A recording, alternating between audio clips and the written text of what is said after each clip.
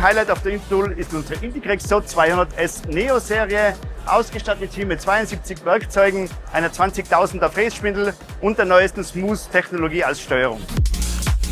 Ein weiteres Highlight unserer Matzak-Maschine ist die Mazzatrol Smooth-Steuerung. Sie konnte gestern schon jung und alt begeistern mit neuen Features. Im Matzak Solution Center finden Sie folgende Informationen: Automatisierung, Service- und Ersatzteile sowie die Mazzatrol Peak Software mit der automatischen Angebotskalkulation.